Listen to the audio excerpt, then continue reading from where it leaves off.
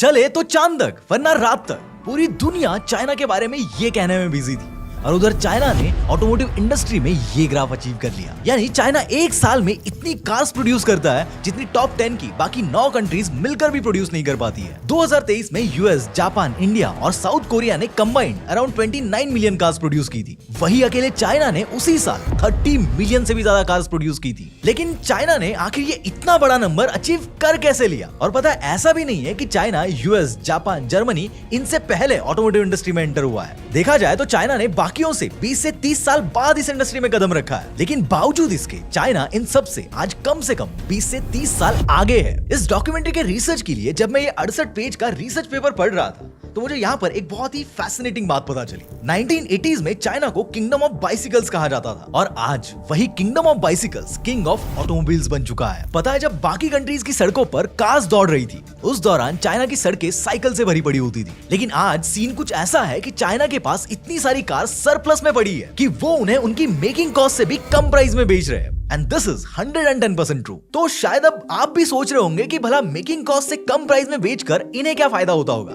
Right? आएंगे इस पर हम डॉक्यूमेंट्री में आगे, but for now let me tell you कि ये चाइना की ऑटोमोटिव इंडस्ट्री का एक छोटा सा सीक्रेट है। इस डॉक्यूमेंट्री के रिसर्च में मुझे चाइना की ऑटोमोटिव इंडस्ट्री के बारे में ऐसे ऐसे सीक्रेट्स मिले हैं जो सुनकर आपके होश उड़ने वाले हैं। और हाँ, एक और इंपॉर्टेंट बात, जैसे सुभाष चंद्र बोस जी ने कहा था कि तुम मुझे खून दो, मैं तुम्हें आजादी दूंगा, वैसे ही मैं आपको इस बात की गारंटी देता हूँ कि बस आप मुझे आपके अगले 40 मिनट दो, मैं आपको इंडिया के उन टॉप 1% इंटेलेक्चुअल्स में लाकर रख दूंगा जिन्हें चाइना की ऑटोमोटिव इंडस्ट्री ऊपर से नहीं बल्कि अंदर से पता है, और जिन्हें ये पता है कि कैसे चाइना उनकी इस इंडस्ट्री को स्ट्रैटेजिकली यूज करके 21st सेंचुरी को डोमिनेट कर सकता है और कैसे यूएस से उनका सुपर पावर का क्राउन छीन सकता है। और इस डॉक्यूमेंट्री में आप सिर्फ ये नहीं सीखोगे कि चाइना ने उसकी कार इंडस्ट्री कैसे बिल्ड की है, बल्कि इसमें आप ये समझोगे कि कैसे कार्स या ऑटोमोबाइल इंडस्ट्री को as a geopolitical weapon use करके चाइना दुनिया में अपनी सॉफ्ट पावर क्रिएट कर रहा है और इकोनॉमिक ग्रोथ को पुश करके सुपर पावर बनने की कोशिश कर रहा है। और जब मैं बोलता हूं कि मैं इस बात की गारंटी लेता हूं, आई रियली मीन इट, क्योंकि हमारी जितनी भी डॉक्यूमेंट्रीज होती है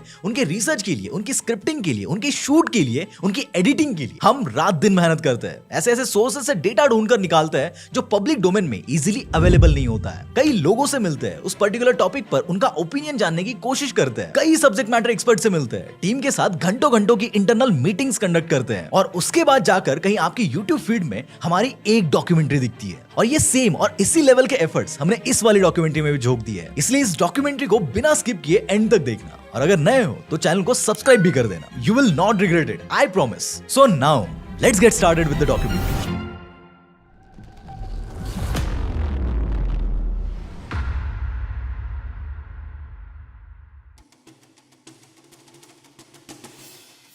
1920s से लेकर 1950s के बीच का जो दौर था, उस दौरान डेट्रॉइट जो कि यूएस में आता है वो दुनिया का ऑटोमोबाइल इंडस्ट्री हब बन गया था। दुनिया की लगभग 75% गाड़ियां अमेरिका में ही बन रही थी। अब उस दौरान चाइना का हाल कुछ ऐसा था कि उनका पैसेंजर कार्स प्रोडक्शन ना के बराबर था। उनके पास ना ढंग की फैक्ट्रीज थी, ना ट्रेन वर्कर्स थे और ना ही मॉडर्न टेक्नोलॉजी थी। लेकिन आज सीन कुछ ऐसा है कि जहां ग्लोबली 10 करोड़ गाड़ियां हर साल प्रोड्यूस होती है, उनमें से 30% यानी लगभग 3 करोड़ गाड़ियां अकेले चाइना में बनती है। और यही नहीं बल्कि Volkswagen, general Motors, Mercedes Benz, BMW ऐसी कई सारी ऑटो जायंट्स अपनी 25% से भी ज्यादा गाड़ियां सिर्फ चाइना में बना रहे हैं। So now the question is कि एक ऐसा देश जो 1980s में इतना पिछड़ा हुआ था वो आखिर कैसे दुनिया का बिगेस्ट ऑटोमोबाइल पावर हाउस बन गया? देखो, 1950s से लेकर 1980s तक दुनिया के ऑलमोस्ट हर शहर में मोस्टली फोर्ड और Volkswagen की गाड़ियां चलती थी। और चाइना में अगर पब्लिक ट्रांसपोर्ट के नाम पर कुछ दिखता था तो वो थी साइकिल्स। उस वक्त चाइना में हर 10 में से 8 लोगों के पास सिर्फ बाइसिकल्स होती थी। और कार की बात करूं तो 1000 लोगों में से सिर्फ एक के पास कार होती थी। ट्रांसपोर्टेशन के नाम पर चाइना कुछ कमर्शियल व्हीकल्स और ट्रक्स वगैरह तो बना रहा था, लेकिन पैसेंजर कार्स का दूर दूर तक कोई नामो निशान नहीं था। और जैसे कि मैंने बताया था कि चाइना का कुछ ऐसा हाल था कि उनके पास ना ढंग की फैक्ट्रीज थी,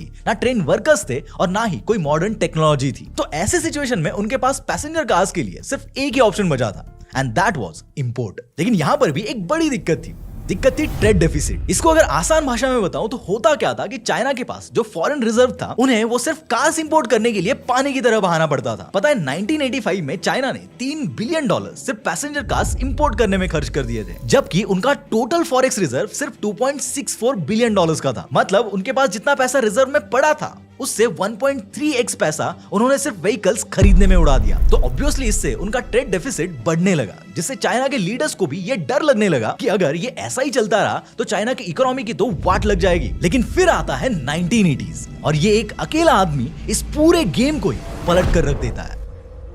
डंग शाओपिंग 1980s में ये चाइना के लीडर बन जाता है और पावर में आते ही ये चाइना के मार्केट को पहली बार दुनिया के लिए ओपन कर देते हैं और खासकर ये ऑटोमोटिव इंडस्ट्री को चाइना की पिलर इंडस्ट्री डिक्लेयर कर देते हैं। बट द क्वेश्चन इज कि क्यों ऑटोमोटिव इंडस्ट्री को ही क्यों पिलर इंडस्ट्री बनाया जाता है, किसी और इंडस्ट्री को क्यों नहीं? तो देखो, जब ऑटोमोटिव सेक्टर को लेकर नई पॉलिसीज बनाने की बात चल रही थी तब चाइना के पॉलिसी मेकर्स दो ग्रुप में डिवाइड हो गए थे। One was cautious group and second was ambitious group. अब इस कॉशियस ग्रुप का क्या कहना था कि ये जो कार इंडस्ट्री है उसको अभी के लिए थोड़ा होल्ड पर रख देना चाहिए, क्योंकि उनके अकॉर्डिंग देश में अभी भी उस लेवल का इंफ्रास्ट्रक्चर नहीं था कि वो उस इंडस्ट्री को as a pillar industry afford कर पाए। और इसके अलावा चाइना में पेट्रोल का सप्लाई भी बहुत ही लिमिटेड था और इवन अगर एकदम से बहुत सारी कार्स बनाई गई तो पोल्यूशन बढ़ेगा, ट्रैफिक बढ़ जाएगी और रिसोर्सेज का शॉर्टेज भी बढ़ जाएगा। इसलिए इस कॉशियस ग्रुप ने सजेस्ट किया कि एटलीस्ट अभी के लिए चाइना ने कार इंपोर्ट्स को ही कंटिन्यू रखना चाहिए और लार्ज स्केल प्रोडक्शन को अभी के लिए होल्ड पर रख देना चाहिए। अब दूसरी तरफ ये जो एम्बिशियस ग्रुप था उनका इस पर कंप्लीटली अपोजिट स्टैंड था। इस ग्रुप का ऐसा मानना था कि चाइना को अगर फ्यूचर में एक ग्लोबल सुपर पावर बनना है तो कार इंडस्ट्री पर हार्डकोर फोकस करना चाहिए। क्यों? क्योंकि उनके अकॉर्डिंग कार्स इंपोर्ट करने से चाइना के फॉरेक्स रिजर्व बर्बाद हो रहे थे। इसलिए इस ग्रुप का कहना था कि अगर वो कार्स बनाने पर ज्यादा फोकस करेंगे तो इससे न सिर्फ उनका फॉरेक्स रिजर्व बचेगा बल्कि मैन्युफैक्चरिंग के through China modern, self reliant और इकोनॉमिकली स्ट्रॉन्ग भी बन जाएगा। अब इन दो ग्रुप्स के बीच ऑटोमोटिव इंडस्ट्री को लेकर जो इंटेंस डिबेट हुआ उसके बाद 1984 में चाइनीज गवर्नमेंट एक बहुत ही इंपॉर्टेंट मीटिंग बुलाती है जिसमें टॉप पॉलिटिशियन से लेकर इकोनॉमिस्ट, बिजनेस लीडर्स और कई स्कॉलर्स पार्टिसिपेट करते हैं और कई अलग अलग और लंबे डिस्कशंस के बाद फाइनली ऑफिशियली 1986 में कार इंडस्ट्री को चाइना की पिलर इंडस्ट्री डिक्लेयर कर दिया जाता है, यानी एक ऐसी इंडस्ट्री जो चाइना की इकोनॉमिक ग्रोथ का बेस बनेगी। But again the question is कि ऑटोमोटिव इंडस्ट्री क्यों इसी को पिलर इंडस्ट्री बनाया गया, किसी और इंडस्ट्री को क्यों नहीं? तो देखो, ये जो डेंग साहब थे वो इस मामले में बहुत ही स्मार्ट थे। ऑटोमोटिव इंडस्ट्री को ही पिलर इंडस्ट्री क्यों बनाया जाए, इसके लिए उन्हें ये तीन बहुत ही तगड़े रीजंस मिले। First was geopolitical reason. अगर आप उस वक्त के जियोपॉलिटिकल सिनेरियो को स्टडी करोगे तो आप देखोगे कि 1980s के मिड तक ऑलमोस्ट हर कंट्री का अपना अपना एक यूएसपी बन चुका था, यानी हर कंट्री किसी ना किसी एक इंडस्ट्री में बाप बन चुकी थी। फॉर एग्जांपल, उस वक्त जो अमेरिका और सोवियत यूनियन थे वो डिफेंस और एरोस्पेस टेक्नोलॉजी में सबसे आगे थे। मिडिल ईस्ट बाय डिफॉल्ट दुनिया का ऑयल और पेट्रोकेमिकल हब बन चुका था। जो अफ्रीका था वो अपने रिच मिनरल्स और रॉ मटेरियल्स के लिए पॉपुलर था। जापान और यहाँ वेस्टर्न यूरोपियन कंट्रीज को अगर देखें तो ये लोग इलेक्ट्रॉनिक्स और प्रिसीजन मैन्युफैक्चरिंग में टॉप पर थे। और वही अगर हमारे इंडिया की बात करें तो उस वक्त हमारा फोकस मोस्टली एग्रीकल्चर और फूड सिक्योरिटी पर था। तो जब चाइना ने इस ग्लोबल लैंडस्केप को ऑब्जर्व किया तो उन्हें एक चीज क्लियर हो गई कि वो बस ऑटोमोबाइल इंडस्ट्री ही थी जो अभी तक अनटैप्ड थी। मतलब ऐसा नहीं था कि कोई और गाड़ियां नहीं बना रहा था, लेकिन ये इंडस्ट्री किसी की पहचान नहीं बनी थी और ना ही इस इंडस्ट्री पर किसी एक पर्टिकुलर कंट्री का पूरा कंट्रोल था। इसलिए डेंग ने नोटिस किया कि इस इंडस्ट्री में अगर चाइना घुसेगा तो शायद वो इस इंडस्ट्री में अपनी ग्लोबल आइडेंटिटी बना सकता है। So this was the first reason. लेकिन ऑटोमोटिव इंडस्ट्री को ही पिलर इंडस्ट्री बनाने का ये सेकंड रीजन इससे भी ज्यादा इंटरेस्टिंग था। देखो, ये जो डेंग थे वो ये बात बहुत ही अच्छे से जानते थे कि ये जो कार इंडस्ट्री होती है वो सिर्फ इंडस्ट्री नहीं होती, वो एक मदर इंडस्ट्री यानी एक पूरा का पूरा इकोसिस्टम होता है। क्यों? क्योंकि ये इंडस्ट्री रोड्स और फ्यूल स्टेशन से लेकर सर्विस सेंटर्स, लॉजिस्टिक हब्स और ओवरऑल इंफ्रास्ट्रक्चर डेवलपमेंट ऐसे कई सारे सेक्टर्स को साथ में लेकर चलती है। और ये कुछ ऐसे सेक्टर्स है जो देश में भर भर के एम्प्लॉयमेंट अपॉर्चुनिटीज क्रिएट करते हैं। जब एक कार बनती है तो उसमें steel, rubber, glass, paints, electronics, wires, engines, seats, textiles ऐसे डजन्स ऑफ अलग अलग कंपोनेंट्स का यूज होता है। मतलब अगर आप कार इंडस्ट्री को पुश करते हो तो आप ऑटोमेटिकली इन बाकी इंडस्ट्री को भी ग्रो करते हो। और कार प्रोडक्शन के अलावा ऐसी बहुत ही कम प्रोडक्ट कैटेगरीज होती है जो इतनी सारी इंडस्ट्रीज को एक साथ लेकर चलती है। So this was the second reason कि क्यों कार इंडस्ट्री को पिलर इंडस्ट्री बना दिया गया। लेकिन इसके पीछे का ये जो थर्ड रीजन था वो इन दोनों रीजन से भी ज्यादा फैसिनेटिंग था, and that was easy accessibility. देखो, बात ऐसी थी कि उस समय चाइना के पास जो लेबर्स थे वो बहुत ही कम पैसों में काम करने के लिए रेडी थे। और ये जो कार मैन्युफैक्चरिंग का प्रोसेस होता है वो एक लेबर इंटेंसिव प्रोसेस होता है। मतलब इसमें आपको ज्यादा से ज्यादा लेबर्स चाहिए होते हैं और चाइना के पास वो लेबर्स बहुत ही कम कॉस्ट में अवेलेबल थे। इसलिए ये इंडस्ट्री चाइना के लिए बिल्कुल परफेक्ट मैच बन गई थी। और सिर्फ चीप लेबर्स ही नहीं बल्कि चाइना के पास स्टील प्रोडक्शन का भी एक स्ट्रॉन्ग फाउंडेशन था। इसी के साथ वहां पर कोल, एल्यूमिनियम, रबर जैसे जो इसेंशियल रॉ मटेरियल्स होते हैं वो भी इजीली अवेलेबल थे, जो कि कार के इंजन, बॉडी, टायर्स और इंटीरियर्स को बनाने के लिए यूज होते हैं। और साथ ही उनके पास लैंड की भी कोई कमी नहीं थी। इसीलिए लार्ज स्केल इंडस्ट्रियल जोन्स और बड़ी बड़ी कार फैक्ट्रीज खड़ी करना उनके लिए कंपैरेटिवली बहुत इजी टास्क था। कॉमन सेंस यूज करके देखो ना, अगर आपके किचन में चावल रखे तो आप उससे पुलाव बनाओगे या फिर नूडल्स बनाओगे? ऑब्वियसली पुलाव बनाओगे, राइट? तो चाइना ने भी ऑटोमोटिव इंडस्ट्री के केस में वही किया। उनके पास कार बनाने के लिए जो मेन रॉ मटेरियल लगते हैं, चीप लेबर्स लगते हैं, स्टील, एल्यूमिनियम लगता है, ये सब उनके पास ऑलरेडी अवेलेबल था। तो वो क्यों ही किसी और इंडस्ट्री पर फोकस करेंगे? तो अब इन तीनों रीजंस को जियोपॉलिटिक्स से लेकर डोमेस्टिक रिसोर्सेज तक सब कुछ एक लाइन में जोड़कर देखे तो एक क्लियर लॉजिक दिखाई देता है कि वो कार इंडस्ट्री थी जो चाइना की इकोनॉमिक ग्रोथ के लिए एक परफेक्ट चॉइस थी। और इन तीन रीजंस के अलावा एक और भी रीजन था कि क्यों ऑटोमोटिव इंडस्ट्री को ही पिलर इंडस्ट्री बनाया जाए, and that was power and Prestige. जैसे आज अगर कोई कंट्री अपने खुद के फाइटर जेट्स बना लेती है तो दुनिया उसे एक अलग नजर से देखती है। उसी तरह उस टाइम पर यूएसए, जर्मनी और जापान की ग्लोबल आइडेंटिटी काफी हद तक उनके कार ब्रांड से बनी हुई थी। तो चाइनीज लीडर्स ने भी ये सोचा कि अगर चाइना को एक मॉडर्न और पावरफुल कंट्री के रूप में दिखाना है तो उनके पास भी अपने स्ट्रॉन्ग कार ब्रांड्स होना बहुत ज्यादा जरूरी है। और अगर देखा जाए तो दुनिया में कुछ ऐसी गिनी चुनी इंडस्ट्रीज होती है जो एक नेशन की ग्लोबल इमेज को बिल्ड करती है,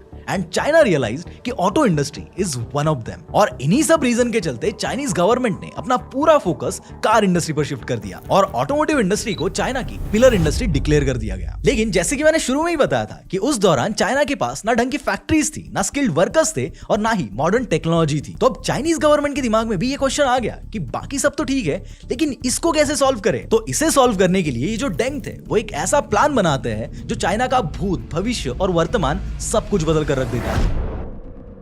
1980s की बात है। चाइना क्या करता है कि कई सारी फॉरेन कंपनीज को अपने देश में इनवाइट करता है और उनसे कहता है कि आप लोग हमारे यहाँ पर आ जाओ और अपनी फैक्ट्री सेटअप करो, हम लोग जॉइंट वेंचर में काम करेंगे। लेकिन अब यहाँ पर आपके मन में एक सवाल आ सकता है कि भला कोई भी बड़ी कार कंपनी चाइना को ही क्यों चूज करेगी उनकी फैक्ट्री सेटअप करने के लिए? तो देखो, इसका आंसर बहुत सिंपल है कि चाइना का जो जियोग्राफिकल लोकेशन था वो बहुत ही ज्यादा एक्सेसिबल था उन वेस्टर्न कंपनीज के लिए जो खुद को ईस्टर्न पार्ट्स में एक्सपांड करना चाह रही थी। और सबसे मेन फैक्टर ये था कि चाइना में जो लेबर कॉस्ट थी वो बहुत ही ज्यादा कम थी, जो कि इन कंपनीज के लिए सोने पे सुहागा था। अगर देखा जाए तो इन कंपनीज के लिए चाइना के अलावा इंडिया भी एक बेस्ट ऑप्शन हो सकता था, क्योंकि जियोग्राफिकली और लेबर कॉस्ट वाइज इंडिया भी एकदम परफेक्ट चॉइस था। लेकिन इंडिया की सबसे बड़ी दिक्कत थी लाइसेंस राज।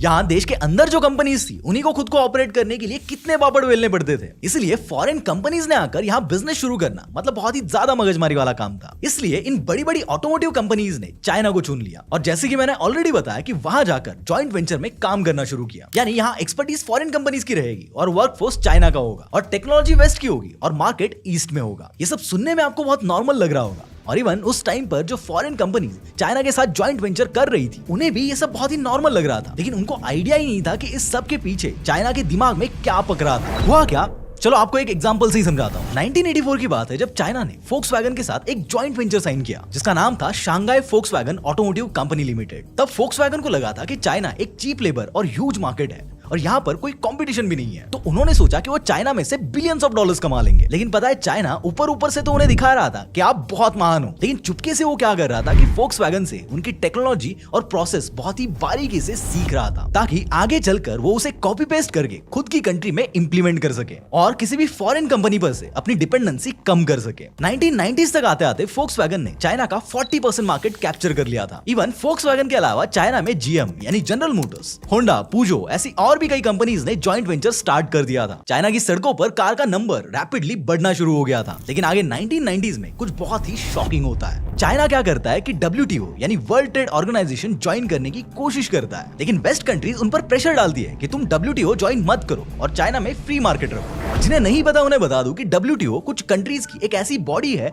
जिसे ज्वाइन करने पर ये बॉडी उस कंट्री के ट्रेड कॉन्फ्लिक्ट्स में स्टैंड लेती है अगर उनके साथ कोई दूसरी कंट्री फेयर ट्रेड ना करे तो। और इस प्रोसेस में कई स्ट्रिक्ट रूल्स एंड रेगुलेशंस होते हैं। इससे होता यह है कि अगर किसी फॉरेन प्लेयर को किसी पर्टिकुलर कंट्री में एंटर करना होगा तो उनके सामने कई सारे चैलेंजेस आते हैं। लेकिन दूसरी तरफ ये जो फ्री मार्केट है वो बिल्कुल इसके उल्टा है। इस सिस्टम में गवर्नमेंट की जगह मोस्टली प्राइवेट इन्वेस्टर्स और प्राइवेट एंटिटीज मार्केट को डोमिनेट करती है। अब होता क्या है कि चाइना यहाँ पर एक बहुत ही स्मार्ट गेम खेलता है। जब वेस्ट कंट्रीज चाइना को WTO ज्वाइन करने की जगह फ्री मार्केट रखने के लिए फोर्स करती है तो इस पर चाइना अग्री कर लेता है, लेकिन एक शर्त के साथ। चाइना कहता है कि फ्री मार्केट रखने में हमें कोई दिक्कत नहीं है, लेकिन शर्त ऐसी है कि जो भी फॉरेन ऑटोमेकर हमारे यहाँ आकर बिजनेस करेगा उसे हमारे यहाँ के लोकल पार्टनर के साथ अपनी टेक्नोलॉजी अनकंडीशनली शेयर करनी पड़ेगी। मतलब इट वाज बेसिकली लाइक कि उन कंपनीज ने सालों साल की मेहनत और R&D के बाद जो टेक्नोलॉजी डेवलप की है, खुद के जो SOPs बनाए, जो टेक इन्वेंट किया है, वो सब उन्हें चाइना को थाली में परोसकर बना बनाया देना था। अब चाइना का ये क्लॉथ सुनकर फोर्ड और टोयोटा जैसी कई सारी कंपनीज थोड़ी हिचकिचाई भी, लेकिन इसकी दूसरी भी तो एक साइड थी। मतलब एक हाथ से भले इन कंपनीज की टेक्नोलॉजी चाइना के पास जा रही थी, लेकिन दूसरे हाथ से उनके पास चाइना का इतना बड़ा मार्केट भी तो कैप्चर हो रहा था। इसलिए चाइना का $multi-billion का मार्केट देखकर इन कंपनीज ने चाइना के इस क्लॉज को एक्सेप्ट कर लिया और चाइना के साथ खुद की टेक्नोलॉजी शेयर करने के लिए रेडी हो गए। और इस एक डिसीजन ने पूरा का पूरा गेम ही पलट कर रख दिया। इस जॉइंट वेंचर मॉडल की वजह से जो टॉप क्लास फॉरेन टेक्नोलॉजी थी, वो चाइना को खुद से बिना डेवलप किए बनी बनाई मिल गई। इंजन डिजाइन से लेकर सेफ्टी सिस्टम्स और फ्यूल एफिशिएंसी से लेकर कार का बॉडी स्ट्रक्चर तक सब कुछ उन्हें डायरेक्टली वर्ल्ड क्लास कंपनी से सीखने को मिला था। लोकल इंजीनियर्स और वर्कर्स ने इन फॉरेन टीम्स के साथ काम करके प्रैक्टिकल ट्रेनिंग ली। मतलब it was like a shortcut way, जिसको यूज करके चाइना ने डेकेड्स ऑफ लर्निंग को कुछ ही सालों में कवर कर लिया था। यानी कि एक तरह से चाइना को टॉप यूनिवर्सिटीज से लाखों रुपए की कोचिंग फ्री में मिल गई थी। और इससे भी बड़ी बात यह थी कि चाइनीज गवर्नमेंट ने इस प्रोसेस को सिर्फ जॉइंट वेंचर तक ही लिमिट नहीं रखा। उन्होंने क्या किया कि उसे और भी ज्यादा स्ट्रॉन्ग पुश देने के लिए लोकलाइजेशन की भी एक कंडीशन रख दी। और ये बहुत ही इंटरेस्टिंग थी। मतलब जो फॉरेन कार कंपनीज थी, वो चाइनीज कंपनी के साथ मिलकर चाइना में ही अपना प्रोडक्शन तो करेगी ही करेगी, लेकिन अब उसमें लगने वाले ज्यादातर पार्ट्स भी चाइना के ही होंगे। इससे क्या हुआ कि चाइना में एक पूरा का पूरा नया इकोसिस्टम डेवलप हो गया, जैसे कि steering components, dashboards, airbags, seat fabrics, ऐसे कई सारे पार्ट्स लोकल फैक्ट्रीज में ही बनने लगे, जिससे लोकल सप्लायर्स ग्रो हुए, नई जॉब्स क्रिएट हुई और कार मैन्युफैक्चरिंग पर चाइना का ओवरऑल कंट्रोल और ज्यादा स्ट्रॉन्ग हो गया। कॉन्टेक्स्ट के लिए आपको बता दूं कि फोक्सवैगन की जो सेंटाना नाम की कार थी, उसका चाइना में लोकलाइजेशन रेट 1980s तक अराउंड 60% था, जो कि 1995 तक बढ़कर 90% तक पहुंच गया था। मतलब कार के ऑलमोस्ट हर part, engine, axle, gear box, interior, सब कुछ चाइना के अंदर ही बनने लगे थे। और इसी तरह ऑडी 100, सिट्रॉन फुकैंग और फोक्सवैगन जेट्टा ऐसे कई मॉडल्स भी 80 to 90% तक लोकलाइज्ड हो गए थे। इसका मतलब ये था कि चाइना सिर्फ असेंबल नहीं कर रहा था, बल्कि पूरी सप्लाई चेन पर ही उन्होंने कंट्रोल जमा लिया था। और इस सब के बाद 11 दिसंबर 2001 को चाइना फाइनली WTO ज्वाइन कर लेता है, जिससे उनकी ऑटोमोटिव इंडस्ट्री हमेशा हमेशा के लिए बदल जाती है। क्या हुआ कि जब चाइना ने WTO ज्वाइन किया, तो उसके तुरंत बाद वहां पर रोल्स रॉयस, मर्सिडीज और BMW जैसे लग्जरी ब्रांड्स का क्रेज आग की तरह फैल जाता है। इवन उसी दौरान जो चाइना था, वो रोल्स रॉयस का सबसे बड़ा मार्केट बन जाता है। और जहां 1990s तक चाइना में सिर्फ 6 कार मॉडल्स मिलते थे, वही 2001 के बाद ये नंबर अराउंड 90 मॉडल्स तक पहुंच चुका था। देखते ही देखते आगे 2008 तक चाइना दुनिया का सबसे बड़ा कार मैन्युफैक्चरर और सेलर बन जाता है। और तब से लेकर आज तक उन्होंने अपनी टॉप पोजीशन का क्राउन किसी दूसरी कंट्री के हाथ में जाने नहीं दिया है। और इस तरह कुछ ही सालों में चाइना किंगडम ऑफ बाइसिकल की आइडेंटिटी से उठकर ऑटोमोबाइल पावर हाउस बन गया। लेकिन आपने भी नोटिस किया होगा कि आज की डेट में जब चाइना के ऑटोमोटिव सेक्टर की बात होती है, तो सबसे पहले उनके इलेक्ट्रिक व्हीकल्स की बात होती है। इसलिए अब नेक्स्ट चैप्टर में इसी बात को डिकोड करेंगे कि how China is winning the EV war.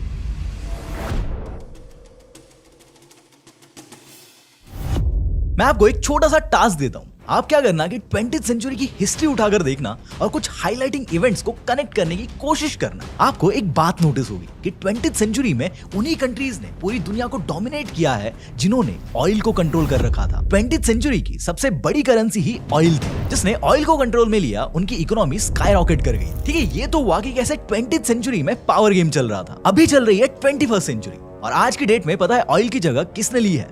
Energy ने। जैसे 20th सेंचुरी में ऑयल को कंट्रोल करने वाला दुनिया को डोमिनेट कर रहा था, वैसे अब 21st सेंचुरी में एनर्जी को कंट्रोल करने वाला दुनिया को कंट्रोल करेगा। और इस रेस में एटलीस्ट आज की डेट में सबसे बड़ा प्लेयर है चाइना। और आखिर चाइना कैसे इस रेस को डोमिनेट करके अपने ऑटोमोटिव सेक्टर को ग्लोबली एक्सपांड कर रहा है?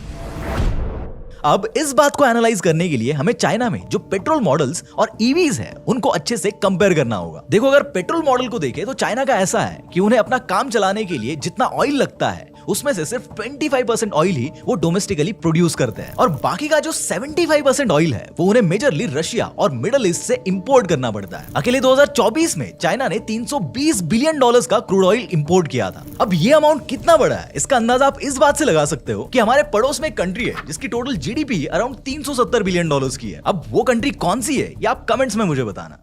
अब ये तो खैर हो गया फाइनेंशियल चैलेंज जो कि उन्हें पेट्रोल मॉडल्स में फेस करना पड़ता है, लेकिन इससे भी एक और बड़ी दिक्कत है, and that is logistics and trade routes. इस इमेज को ध्यान से देखना। यहाँ पर ये जो एक छोटा सा रूट देख रहे हो ना, हालांकि ये रियल में बहुत बड़ा है। मैं यहाँ फोटो की बात कर रहा हूँ। तो ये जो नैरो पोर्शन आपको दिख रहा है यहाँ पर, इसे मलाका स्ट्रेट कहा जाता है और चाइना का लगभग 80% क्रूड ऑयल इसी रूट से इंपोर्ट होता है। सो दिस क्लियरली शोज कि चाइना इस रूट पर कितना ज्यादा डिपेंडेंट है। लेकिन मान लो कि कल को अगर किसी पॉलिटिकल या जियोपॉलिटिकल रीजन के चलते चाइना को इसका एक्सेस नहीं मिलता है, तो उस केस में उन्हें ऑयल इंपोर्ट करना बहुत ही ज्यादा एक्सपेंसिव और हेक्टिक हो जाएगा। इसीलिए ये जो पेट्रोल मॉडल है वो कहीं ना कहीं चाइना के लिए लॉन्ग टर्म सस्टेनेबल नहीं है, क्योंकि एक तो यहाँ पैसा भी बहुत खर्च होता है और ऊपर से ऑयल को लेकर हमेशा कुछ ना कुछ कॉन्फ्लिक्ट चलते ही रहते हैं, जो कि उसके सप्लाई और प्राइसेस को इन्फ्लुएंस करते हैं। और इवन ऑयल के लिए दूसरी कंट्रीज या ट्रेड रूट्स पर डिपेंडेंट रहना चाइना के लॉन्ग टर्म प्लान्स को अफेक्ट कर सकता है। और इसलिए यही पर आता है उनका ईवी मॉडल, जो कि उनकी पेट्रोल पर से डिपेंडेंसी कम कर सकता है। बट ये इकलौता रीजन नहीं है जिसके लिए चाइना ईवीज की तरफ शिफ्ट हो रहा है। एक इससे भी बड़ा रीजन है, and that is control game. देखो, बात ऐसी है कि ईवीज बनाने के लिए निकेल, लिथियम, कोबाल्ट जो भी इंपॉर्टेंट मटेरियल लगते हैं उन सब पर चाइना का ऑलरेडी डोमिनेंस है, जिससे China single handedly global supply chain को कंट्रोल कर सकता है। आपको पता है आज की डेट में पूरी दुनिया का more than 75% lithium ion battery production अकेले चाइना में होता है। और सिर्फ बैटरीज ही नहीं बल्कि उनमें यूज होने वाले क्रिटिकल मटेरियल्स जैसे कि कैथोड्स और एनोड्स भी मेजरली चाइना ही कंट्रोल करता है। कैथोड का 70% और एनोड का 85% मटेरियल का प्रोडक्शन अकेले चाइना में होता है। और यही नहीं बल्कि ईवी बैटरीज और इलेक्ट्रॉनिक्स में यूज होने वाले ग्राफाइट, कोबाल्ट, लिथियम, निकेल ऐसे कई रेयर अर्थ मटेरियल्स और उनकी प्रोसेसिंग कैपेसिटी भी मोस्टली चाइना के पास ही है। अफ्रीका से लेकर साउथ अमेरिका से आने वाला 90% ग्राफाइट भी चाइना में ही प्रोसेस होता है। अब इस सब को अगर मैं एक पेज पर उतार कर दिखाऊं तो बैटरी मैन्युफैक्चरिंग से लेकर रेयर मेटल प्रोसेसिंग और एनोड कैथोड प्रोडक्शन तक सब कुछ एक ही कंट्री के कंट्रोल में है। इसलिए दुनिया भर में जितनी भी ईवी कंपनीज हैं उन्हें घूम फिर कर आना तो चाइना के पास ही है, क्योंकि पूरी की पूरी सप्लाई चेन इनके कब्जे में है। ये सुनने में शायद थोड़ा अनरियलिस्टिक लगे, लेकिन आज की डेट में चाइना ईवी कंपोनेंट्स की सप्लाई चेन को इस लेवल पर कंट्रोल करता है कि वो चाहे तो किसी भी कंपोनेंट की सप्लाई को होल्ड करके दुनिया भर में आर्टिफिशियल शॉर्टेज क्रिएट करवा सकता है। और ये लोग यहीं पर नहीं रुकते। इनका एक मेगा प्रोजेक्ट है जिसका नाम है BRI यानी बेल्ट एंड रोड इनिशिएटिव। लेकिन अब ये क्या है और इसका और चाइना के ऑटोमोबाइल डोमिनेंस का क्या कनेक्शन है, इसे ध्यान से समझने की कोशिश करना, क्योंकि चाइना का ये प्रोजेक्ट जितना इंटरेस्टिंग है उतना ही शॉकिंग है। साल था 2013 और इस साल चाइना ये BRI नाम का मेगा ग्लोबल प्रोजेक्ट लॉन्च कर देता है। और उसी साल शी जिनपिंग जो कि चाइना के करंट प्रेसिडेंट है वो भी चाइना के 7th प्रेसिडेंट बन जाते हैं। अब ये जो BRI प्रोजेक्ट है उसका मेन पर्पस ये था कि इसके अंडर कई सारी अफ्रीकन और यूरोपियन कंट्रीज में इंफ्रास्ट्रक्चर खड़ा करने के लिए चाइना इस BRI प्रोजेक्ट के थ्रू वहां पर इन्वेस्टमेंट करेगा। लेकिन ये सब पर्दे के आगे की कहानी थी। पर्दे के पीछे कुछ और ही चल रहा था। चाइना दुनिया को तो ये दिखाने की कोशिश कर रहा था कि इस प्रोजेक्ट का मेन पर्पस डेवलपिंग कंट्रीज को सपोर्ट करना है, उनके लिए हाईवेज, रेलवेज, पोर्ट्स, ब्रिजेस और टेलीकॉम सिस्टम्स बनाना है। लेकिन असल में ये एक वेल प्लान्ड जियोपॉलिटिकल स्ट्रेटजी थी जिसका असली गोल था डेवलपिंग वर्ल्ड में चाइना का इकोनॉमिक, पॉलिटिकल और ट्रेड कंट्रोल बढ़ाना। इंफ्रास्ट्रक्चर तो बस एक मीडियम था, लेकिन असली गेम था ग्लोबल इन्फ्लुएंस क्रिएट करना। फॉर एग्जांपल, जब चाइना किसी पुअर या डेवलपिंग कंट्री में बिलियंस ऑफ डॉलर्स इन्वेस्ट करता है तो उन कंट्रीज के लिए चाइना एक सेवियर बन जाता है और साथ ही उस नेशन के साथ चाइना का एक साइकोलॉजिकल और डिप्लोमेटिक कनेक्शन भी बन जाता है। वहां की जो गवर्नमेंट होती है वो चाइना को एक ट्रस्टेड पार्टनर की तरह देखने लगती है। और आगे चलकर इसका इम्पैक्ट ये होता है कि जब चाइना उन्हें अपने प्रोडक्ट्स बेचने जाता है तो उन कंट्रीज को वो प्रोडक्ट्स या तो मजबूरी में खरीदने पड़ते हैं या तो कह लो कि एहसानमंद होकर खरीदने पड़ते हैं। कई बार तो ऐसा भी होता है कि चाइनीज प्रोडक्ट्स के लिए इंपोर्ट ड्यूटीज कम कर दी जाती है और स्पेशली उनके लिए ट्रेड एग्रीमेंट्स भी सॉफ्ट हो जाते हैं और उन्हें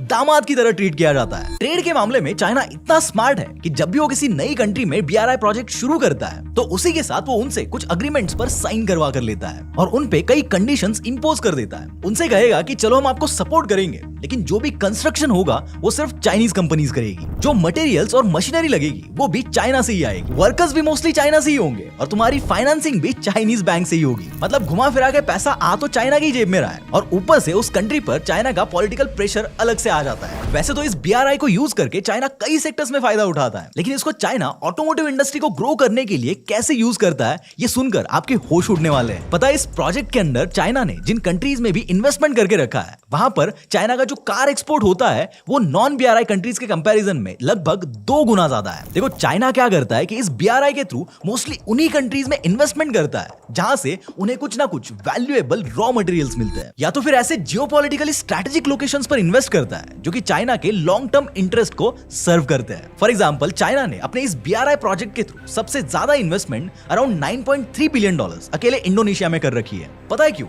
क्योंकि Indonesia is the largest producer of nickel in the world. और आपको पता ही होगा कि निकेल बैटरीज में यूज होने वाला या कह लो कि इलेक्ट्रिक व्हीकल्स में यूज होने वाला one of the most important material है। और पूरी दुनिया का अराउंड 50 to 60% निकेल अकेला इंडोनेशिया प्रोड्यूस करता है। और शॉकिंग बात क्या है पता है, इंडोनेशिया से जितना भी निकेल एक्सपोर्ट होता है उसका मोर देन 95% अकेले चाइना में जाता है। चाइना की जो BYD, CATL जैसी बड़ी बड़ी कंपनीज है, मोस्टली उनके पास ये निकेल बैटरीज बनाने के लिए पहुंचता है। और इवन कॉस्टिंग को और भी कट डाउन करने के लिए चाइना ने इंडोनेशिया में अपनी फैक्ट्रीज भी लगवा दी है। अब nickel as a raw material export करने की बजाय ये चाइनीज कंपनीज वहीं पर बैटरी पार्ट्स बना लेती है और ये बैटरी पार्ट्स या कई केसेस में रेडीमेड बैटरीज चाइना भेज दी जाती है या फिर डायरेक्टली दुनिया की और कंट्रीज में एक्सपोर्ट की जाती है। और इससे भी ज्यादा शॉकिंग बात यह है कि ये स्ट्रैटेजी चाइना ने सिर्फ इंडोनेशिया में ही नहीं बल्कि लिथियम ट्रायंगल में भी अप्लाई कर दी है। जिन्हें नहीं पता उन्हें शॉर्ट में बता दूं कि ये लिथियम ट्रायंगल साउथ अमेरिका में एक ऐसा स्पेशल रीजन है जहां दुनिया भर में सबसे ज्यादा यानी ऑलमोस्ट 60% लिथियम मिलता है। और ये जो ट्रायंगल है वो ABC यानी अर्जेंटीना, बोलिविया और चिले इन 3 कंट्रीज से मिलकर बनता है। और आपको पता है ये लिथियम एक ऐसा रॉ मटेरियल है जो सिर्फ इलेक्ट्रिक कार्स में ही नहीं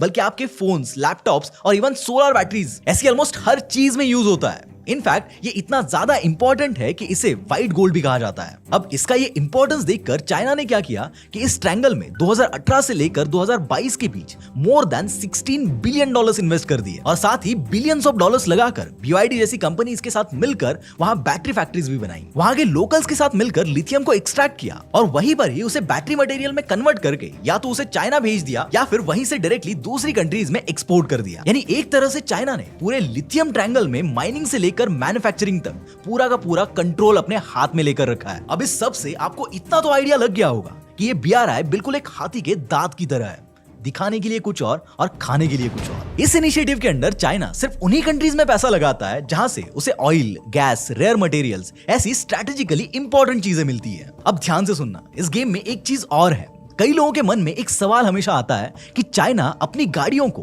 बाकियों के कंपेयर में इतना सस्ता कैसे बेच पाता है। तो उसका जवाब भी इसी में छुपा हुआ है। क्या होता है कि चाइना इन रॉ मटेरियल्स को एकदम सस्ते दाम में लेता है, उससे लार्ज स्केल पे इलेक्ट्रिक व्हीकल्स, बैटरीज और इलेक्ट्रॉनिक्स बनाता है जिससे ऑटोमेटिकली कॉस्ट कट डाउन हो जाती है। क्योंकि सिंपल सा रूल है कि जितना आप मास प्रोडक्शन करोगे उतना ही कॉस्ट और कट डाउन होता जाएगा। तो घुमा फिरा के बात यही निकल कर आती है कि पेट्रोल व्हीकल्स और इलेक्ट्रिक व्हीकल्स में अगर कंपेयर किया जाए तो चाइना EV सेगमेंट को डोमिनेट कर रहा है। और अगर आप वहां की गवर्नमेंट पॉलिसीज को भी देखो तो उन्होंने EVs को प्रमोट करने के लिए इतने स्मार्ट रूल्स बनाए हैं कि वहां के लोग खुद से ही पेट्रोल व्हीकल्स खरीदना अवॉइड कर देते हैं। फॉर एग्जाम्पल, चाइना की कई बड़ी बड़ी सिटीज लाइक बीजिंग में पेट्रोल कार खरीदने के लिए लाइसेंस प्लेट मिलना ही बहुत मुश्किल हो जाता है क्योंकि वहां पर उसके लिए लॉटरी सिस्टम होता है। मतलब अगर आप पेट्रोल कार लेना चाहो तो आपको पहले लॉटरी जीतनी पड़ती है और ये लॉटरी जीतने के लिए कभी कभी सालों साल लग जाते हैं। और जिन सिटीज में ये लॉटरी सिस्टम नहीं है वहां पर पेट्रोल कार की लाइसेंस प्लेट लेने के लिए इतना पैसा देना पड़ता है कि उससे अच्छा लोग EV खरीद लेते हैं। लेकिन EVs के मामले में इनका बिहेवियर कंप्लीटली अलग है। EV की लाइसेंस प्लेट फ्री में मिल जाती है और EV खरीदने के लिए गवर्नमेंट की तरफ से सब्सिडी भी मिलती है जिससे पेट्रोल कार के कंपैरिजन में इलेक्ट्रिक कार उन्हें बहुत ही कम पैसों में मिल जाती है। और सिर्फ कस्टमर्स ही नहीं बल्कि पिछले 15 सालों में ऐसी सेम स्कीम्स चाइनीज गवर्नमेंट ने उन कंपनीज को भी दी है जो इस EV इकोसिस्टम के अराउंड काम करती है। इससे हुआ ये कि वहां पर EVs और बैटरीज बनाने वाली फैक्ट्रीज इतनी ज्यादा बढ़ गई कि उनका प्रोडक्शन डोमेस्टिक डिमांड से भी कई गुना ज्यादा हो गया है। अब लॉजिकली जब प्रोडक्शन डोमेस्टिक डिमांड को सरपास कर जाए तो फैक्ट्रीज पे ताले लगा देने चाहिए।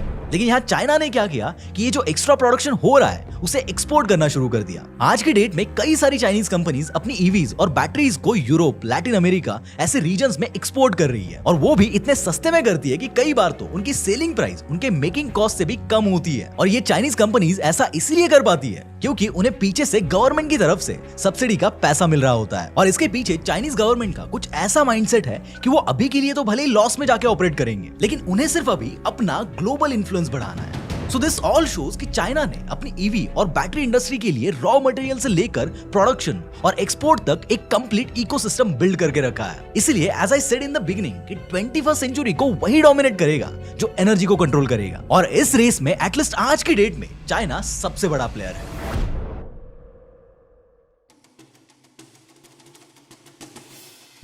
देखो, चाइना ने अगर अपनी ऑटोमोटिव इंडस्ट्री को इतना रैपिडली ग्रो किया है तो नो डाउट उसके पास कुछ ऐसी स्ट्रैटेजीज है जो किसी और कंट्री के पास नहीं है। और चाइना की इन स्ट्रैटेजीज को अच्छे से अंडरस्टैंड करने के लिए हम क्या करेंगे कि कंपैरिजन के लिए साइड बाय साइड इंडिया का एग्जांपल लेकर चलेंगे। और हाँ, ये जो कंपैरिजन होगा वो इंडिया को चाइना से ऊंचा या नीचा दिखाने के लिए नहीं, बल्कि इस कॉम्प्लेक्स टॉपिक को इजी बनाने के लिए होगा, क्योंकि दोनों कंट्रीज की अपनी अपनी स्ट्रेंथ और अपनी अपनी वीकनेसेस है। इसलिए उस बात पर जाने की बजाय हम इस पर फोकस करेंगे कि आखिर चाइना ने ऐसी क्या स्ट्रैटेजीज यूज की है जिससे कि वो ऑटोमोबाइल पावर हाउस बन गए हैं। देखो, ऑटोमोबाइल सेक्टर को लेकर इंडिया की जो जर्नी है उसको अगर बारीकी से ऑब्जर्व करें तो 1980s में जब चाइना में पैसेंजर कार्स ना के बराबर थी, तब इंडिया में अराउंड 30,000 पैसेंजर कार्स हर साल बन रही थी, जिनमें मेनली हिंदुस्तान मोटर्स और प्रीमियर ये दो डोमिनेंट प्लेयर्स थे। मतलब इंडिया ने चाइना से पहले पैसेंजर कार्स बनाना शुरू कर दिया था। और बात अगर WTO ज्वाइन करने की करें तो वो भी इंडिया ने चाइना से 6 साल पहले यानी कि 1995 में ही ज्वाइन कर लिया था, जबकि चाइना ने 2001 में ज्वाइन किया था। तो फिर अब सवाल ये आता है कि जब इंडिया ऑलमोस्ट सभी एंगल से चाइना से एक कदम आगे था, तो आज की डेट में चाइना से इतना पीछे कैसे रह गया? और चाइना ने ऐसा क्या अलग किया हमसे जो वो इतना रैपिडली हमसे आगे निकल गए? तो देखो, इसके लिए चाइना ने कुछ बहुत ही स्मार्ट और इन सम केसेस कुछ बहुत ही इविल स्ट्रैटेजीज यूज की है,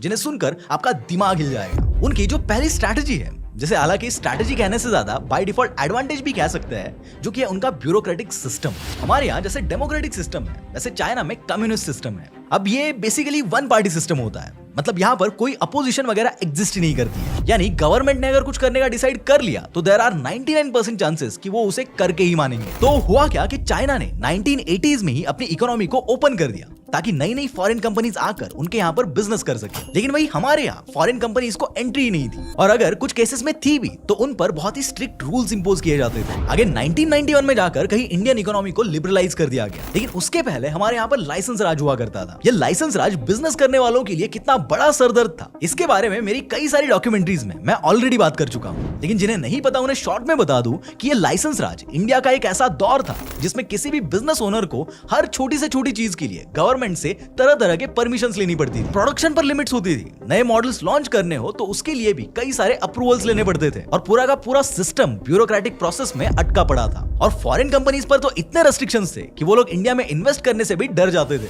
मतलब एक तरह से बिजनेस को लेकर देश में कुछ ऐसा एटमॉस्फेयर था कि इतनी मगजमारी करने से अच्छा है कि यहाँ बिजनेस ना करना ही बेहतर है। वैसे इस लाइसेंस राज को बिजनेस वर्ल्ड में बहुत ही निगेटिवली देखा जाता है, लेकिन व्हाट आई फील कि ये सब शायद इंडियन गवर्नमेंट इसलिए भी कर रही थी क्योंकि उन्हें डर था कि सदियों की गुलामी के बाद हमें आजादी मिली है, और ऐसे में अगर हम इकोनॉमी को एकदम से लिबरलाइज कर देंगे, ओपन कर देंगे, तो हो सकता है कि बड़ी मुश्किल से हमने जो डोमेस्टिक कंपनीज खड़ी की है उनके लिए मार्केट में कंपटीशन बढ़ जाए और फिर से फॉरेन कंपनीज आकर हमें डोमिनेट करें। अब इमोशनल लेवल पर अगर देखा जाए तो गवर्नमेंट का इंटेंट इसमें गलत नहीं था, लेकिन लॉजिकल और प्रैक्टिकल लेवल पर देखा जाए तो शायद इसे पॉलिसीज में कुछ मॉडिफिकेशन वगैरह करके फिक्स किया जा सकता था। क्योंकि अगर चाइना के केस में देखा जाए तो उन्होंने क्या किया, यही तो किया, ज्वाइंट वेंचर पॉलिसीज के थ्रू फॉरेन की टॉप कंपनीज को अपनी देश में बुलाया, बड़े बड़े मैन्युफैक्चरिंग प्लांट सेटअप किए और उनकी एक्सपर्टीज से सीखकर अपने यहाँ की डोमेस्टिक कंपनीज को स्ट्रॉन्ग बना दिया। लेकिन वही इंडिया में क्या था कि हमारे यहाँ जो कार मैन्युफैक्चरिंग प्लांट्स थे वो बहुत ही छोटे स्केल पर ऑपरेट हो रहे थे। इससे हुआ ये कि जहाँ 1993 से 2004 के बीच चाइना की ऑटो इंडस्ट्री हर साल 9.8% की रेट से ग्रो हो रही थी, वही इंडिया का ग्रोथ रेट सिर्फ 3.1% था, जो कि चाइना के कंपैरिजन में 3 गुना से भी कम था। अगर डेटा भी देखोगे तो 2004 में इंडिया में around 8.5 lakh passenger cars produce हुई थी, जबकि उसी साल चाइना ने अराउंड 57 लाख कार्स प्रोड्यूस की थी, यानी इंडिया से लगभग 7 गुना ज्यादा। सो ये जो मैसिव गैप है वो क्लियरली दिखाता है कि मैन्युफैक्चरिंग के मामले में चाइना इंडिया से बहुत आगे निकल चुका था, और सिर्फ इंडिया ही नहीं बल्कि बाकी कई सारी कंट्रीज से भी चाइना आगे निकल चुका था। इसी बीच चाइना को एक बात रियलाइज हो गई थी कि ऑटो इंडस्ट्री को अगर डोमिनेट करना है तो सिर्फ फैक्ट्रीज और मशीन पे ध्यान देने से नहीं चलेगा, बल्कि उसके लिए एक और चीज पर भी इक्वली फोकस करना पड़ेगा, और वो थी वहां के वर्कर्स को अपग्रेड करना। और इसलिए उनकी गवर्नमेंट ने क्या किया कि स्किल डेवलपमेंट को सीधा अपना नेशनल एजेंडा बना दिया। इसके अंदर उन्होंने ऑटो इंडस्ट्री को लेकर कई एक्सक्लूसिव ट्रेनिंग प्रोग्राम्स लॉन्च किए और साथ ही कई ग्लोबल ब्रांड्स को बुलाकर चाइनीज वर्कर्स को प्रैक्टिकल ट्रेनिंग भी दिलवाई। लेकिन उसी दौरान इंडिया का सीन कुछ ऐसा था कि हमारी गवर्नमेंट का फोकस प्रैक्टिकल स्किल से ज्यादा थ्योरेटिकल एजुकेशन पे था, लेकिन चाइना ने बिल्कुल इसका उल्टा किया। उन्होंने क्या किया कि 1990s के टाइम पर उनके यहाँ जो टेक्निकल कॉलेजेस और पॉलिटेक्निक इंस्टीट्यूट्स थे उन्हें ऑटो इंडस्ट्री के साथ डायरेक्टली लिंक करना शुरू कर दिया। इसमें क्या होता था कि हर बड़े ऑटो प्लांट के पास में एक ट्रेनिंग सेंटर बनाया जाता था ताकि जो स्टूडेंट्स थे उन्हें क्लासरूम में थ्योरेटिकल नॉलेज तो मिले ही, लेकिन साथ ही इन नजदीकी फैक्ट्रीज में जाकर उन्हें प्रैक्टिकल नॉलेज भी मिलता रहे। अब ऐसा करने से चाइना को दो बहुत ही तगड़े बेनिफिट्स मिले। पहला तो उन्हें ऑटो इंडस्ट्री को डोमिनेट करने के लिए एक हाईली स्किल्ड वर्कफोर्स मिल गया, और दूसरा फायदा ये हुआ कि उन लोगों के पास स्किल्स होने की वजह से उनकी इनकम भी रैपिडली बढ़ने लगी। और सीधी सी बात है, पैसा आएगा तो इंसान पैसा खर्च भी तो करेगा। तो उन लोगों ने क्या किया कि इस एक्स्ट्रा इनकम से अब कार्स खरीदनी शुरू की, और इसका इंपैक्ट डायरेक्टली उनकी डोमेस्टिक ऑटो इंडस्ट्री पर हुआ, क्योंकि कार की सेल्स अब रैपिडली बढ़नी शुरू हुई थी। साल 2000 में जहां चाइना में सिर्फ 16 मिलियन लोगों के पास कार थी, वही 2006 तक ये नंबर 49 मिलियन तक पहुंच गया था। तो इसे अगर मैं शॉर्टली समअप करूं तो जो चाइना है वहां का पॉलिटिकल और ब्यूरोक्रेटिक सिस्टम कंप्लीटली डिफरेंट है। वहां एक सिंगल पार्टी सिस्टम है जहां उनके लीडर्स को हर 5 साल में इलेक्शन जीतने का प्रेशर नहीं होता है, चाहे उसके रिजल्ट्स फिर 10 साल या फिर 20 साल बाद ही क्यों ना आए। लेकिन यही चीज आप इंडिया में सोच कर देखिए। यहाँ की हर पॉलिटिकल पार्टी को पता है कि इस बार तो हम चुनकर आ गए, लेकिन अगले 5 साल में अगर हमने कुछ नहीं किया तो उसके अगले 50 साल तक हमें पॉलिटिक्स से छुट्टी मिल जाएगी। ये सभी पार्टीज 5 साल के लूप में फंसी हुई होती है, इसलिए ये लोग लॉन्ग टर्म प्लानिंग पे फोकस ही नहीं कर पाते हैं। इनका कोर फोकस होता है शॉर्ट टर्म स्कीम्स पर, यानी जनता को खुश करने के लिए ये लोग फ्री का राशन ही दे देंगे, कर्जा ही माफ कर देंगे, या फिर कास्ट बेस्ड पॉलिटिक्स कर लेंगे। मतलब 5 साल के अंदर ऐसी क्या चीजें हैं जिससे लोग इनको भगवान समझेंगे, ये मोस्टली उस पर फोकस करते हैं। और अगर देखा जाए तो यहाँ गलती सिर्फ पॉलिटिशियंस की नहीं है, लोगों को भी तो वही चाहिए। पोलिंग बूथ के बाहर खड़े होकर 1500 में बिकने वाले लोग हैं हमारे यहाँ पर, तो फिर इन पॉलिटिशियंस से अकाउंटेबिलिटी मांगेगा कौन? और ब्यूरोक्रेटिक सिस्टम, उनसे तो क्या ही उम्मीद रख सकते हैं। जब तक टेबल के नीचे से नोटों की गड्डी नहीं सरकती, तब तक टेबल के ऊपर जो कागज होते हैं उन पर ये लोग साइन तक नहीं करते हैं। तो घुमा फिरा के बात यही निकल कर आती है कि हमारे यहाँ का जो पॉलिटिकल और ब्यूरोक्रेटिक सिस्टम है वो चाइना के कंपेयर में बहुत अलग है। So now the question is कि क्या पॉलिटिकल सिस्टम ही इकलौता रीजन है जिसने चाइना की ऑटो इंडस्ट्री को इस लेवल पर लाकर खड़ा किया है, या फिर इसके पीछे कुछ और भी रीजंस हैं? तो देखो, जैसे मैंने शुरू में भी कहा था कि एक कार बनाने के लिए स्टील, एल्यूमिनियम, प्लास्टिक, रबर ऐसे जो रॉ मटेरियल्स लगते हैं वो सब ऑलरेडी चाइना में ही अवेलेबल है। तो अगर लॉजिकली देखा जाए तो जो फॉरेन कंपनीज हैं उनको जब सब कुछ एक ही जगह पर मिल रहा है तो वो किसी और कंट्री में अपने प्रोडक्शन को शिफ्ट करके क्यों ही अपना इंपोर्ट का खर्चा बढ़ाएंगे। और मान लो कि अगर कोई कंपनी चाइना में अपनी फैक्ट्री सेटअप करके कुछ पार्ट्स अगर दूसरी कंट्रीज से इंपोर्ट करने की सोचती भी है तो चाइना ने इसका भी इलाज पहले से ही करके रखा है। चाइनीज गवर्नमेंट ने 2004 में एक पॉलिसी इंट्रोड्यूस की थी जिसका नाम था AIDP, यानी ऑटो इंडस्ट्री डेवलपमेंट पॉलिसी। ये पॉलिसी ये कहती थी कि किसी भी फॉरेन जॉइंट वेंचर की कार में अगर इंपोर्टेड पार्ट्स का रेशो 60% से ज्यादा होगा तो उन पे 25% तक की इंपोर्ट ड्यूटी अलग से लगाई जाएगी। मतलब चाइना कोड लैंग्वेज में ये बोल रहा था कि अगर यहाँ बिजनेस करना है तो चाइनीज लोकल सप्लायर्स के साथ ही टाई अप करना पड़ेगा, वरना अपना बोरिया बिस्तर उठाकर कहीं और चलते बने। तो यहाँ सवाल ये भी आता है कि अगर चाइना इतनी मनमानी कर रहा था तो ये कंपनीज उनका मार्केट छोड़ ही क्यों नहीं दे रही थी? तो देखो क्या है कि ये जो चाइना है ना वो टॉक्सिक एक्स की तरह है, वो कितना भी दर्द क्यों ना दे, जाने का मन उसी के पास करता है। चाइना का मार्केट इतना बड़ा था कि कोई भी कंपनी उसे लूज नहीं करना चाहती थी, और साथ ही चाइना में प्रोडक्शन कॉस्ट इतनी कम थी कि इन कंपनीज के पास चाइना से बेटर कोई अल्टरनेटिव ही नहीं था। चाइनीज गवर्नमेंट इन कंपनीज को cheap land, tax breaks, readymade infrastructure ऐसी कई फैसिलिटीज अवेलेबल करके दे रही थी, और ऊपर से स्किल्ड लेबर्स भी बल्क में और सस्ते में अवेलेबल थे। इसीलिए इन सब चीजों ने मिलकर चाइना को कॉस्ट वाइज अनबीटेबल बना दिया था। और यही नहीं बल्कि एक कार में जो डोर्स, इंजन कवर्स, व्हील्स ऐसे कंपोनेंट्स होते हैं और उन्हें बनाने के लिए जो स्टील और एल्यूमिनियम लगता है उसमें भी चाइना दुनिया का बिगेस्ट प्रोड्यूसर है। और इसके अलावा एक और बहुत ही इंपॉर्टेंट चीज है and that is legacy chips. ये जो लेगेसी चिप्स होती है वो ऑलमोस्ट हर जगह यूज होती है। इंजन कंट्रोल यूनिट से लेकर एयरबैग्स और ABS से लेकर headlight control, wipers, power windows, steering, ऐसे ऑलमोस्ट हर जगह ये चिप्स यूज होती है। बिना इन चिप्स के कोई भी कार असेंबल हो ही नहीं सकती है। और सरप्राइजिंगली इन लेगेसी चिप्स का जो प्रोडक्शन है उसे भी चाइना ही डोमिनेट करता है। पता है 2020 में यानी कोविड के टाइम पर चाइना ने खुद के डोमिनेंस की बस एक झलक दिखाने के लिए इन लेगेसी चिप्स के सप्लाई को टेम्पररीली होल्ड करके रखा था, जिससे हुआ ये कि दुनिया भर में कई सारी कार फैक्ट्रीज टेम्पररीली बंद हो गई थी। और यही सब रीजंस है जो चाइना को एक टॉक्सिक एक्स की तरह बनाते हैं, ना चाहते हुए भी वही जाने का मन करता है।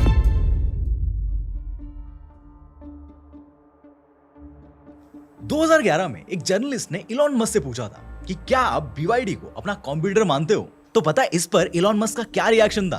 खैर आप खुद ही देखिए। As you're familiar with BYD, which is also on the West Coast, I think they're ramping up production of their electric vehicles. Why do you laugh? Have you seen their car?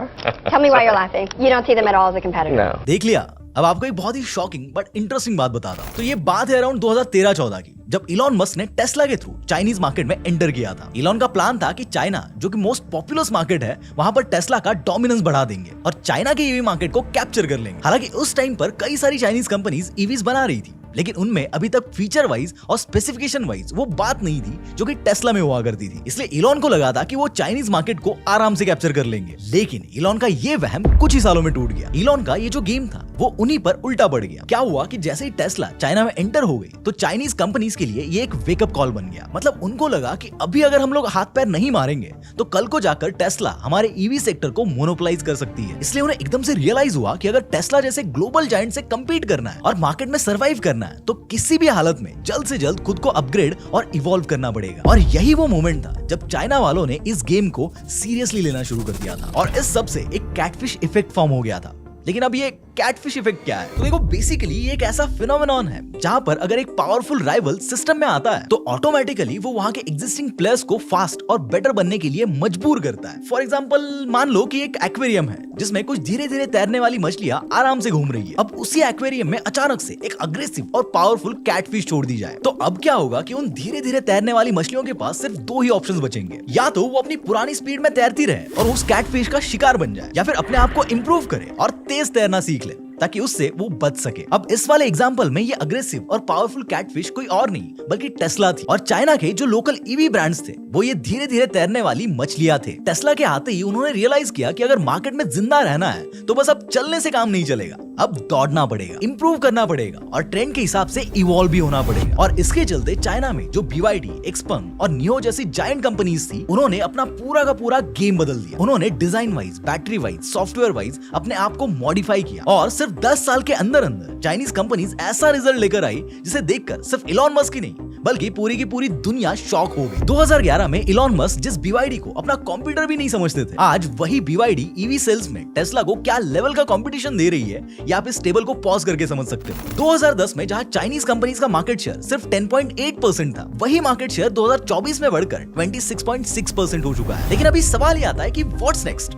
आगे क्या China इस automobile industry को आगे भी dominate करके ऐसे ही अपना market share बढ़ाता रहेगा या फिर इज दिस द पीक? पता है, आज की डेट में चाइना में लगभग 129 ईवी बनाने वाली कंपनीज है, लेकिन कई एक्सपर्ट्स का ये कहना है कि 2030 तक चाइना में 15 के आसपास ही कंपनीज बचेगी, क्योंकि मार्केट में एक प्राइस वॉर चल रहा है। हर कंपनी एक जैसी ईवीज बनाकर बस सस्ते में बेचने में लगी है। कई सारी कंपनीज में तो प्रॉफिट का नामो निशान भी नहीं है। BYD और ली ऑटो जैसे सिर्फ गिने चुने प्लेयर्स ही प्रॉफिट कमा पा रहे हैं, क्योंकि उनका कस्टमर बेस ऑलरेडी बहुत स्ट्रॉन्ग है और वो लार्ज स्केल पर ऑपरेट करते हैं। लेकिन इन बाकी कंपनीज का क्या? हालांकि सीन ऐसा है कि इनमें से ज्यादातर कंपनीज की कार्स बिक ही नहीं रही है और उनकी फैक्ट्रीज भी आधी कैपेसिटी पर ही ऑपरेट हो रही है। सो दिस शोज कि जब मार्केट में प्लेयर्स ज्यादा हो जाते हैं तो कस्टमर्स को तो फायदा मिलता है, वैरायटी भी मिलती है और प्राइसेस भी कम हो जाते हैं। लेकिन यहाँ छोटी मोटी कंपनी सरवाइव नहीं कर पाती है और आखिर में सिर्फ कुछ स्ट्रॉन्ग प्लेयर्स ही सरवाइव कर लेते हैं। बाकी या तो बंद हो जाती है या किसी और कंपनी के साथ मर्ज हो जाती है। क्या चीप प्राइस के थ्रू चाइना ग्लोबली अपना मार्केट शेयर और बढ़ाएगा या फिर इन बढ़ते लॉसेस के चलते चाइना का जो मार्केट शेयर है वो आगे चलकर गिर जाएगा? आओ कमेंट्स में डिस्कस करते हैं।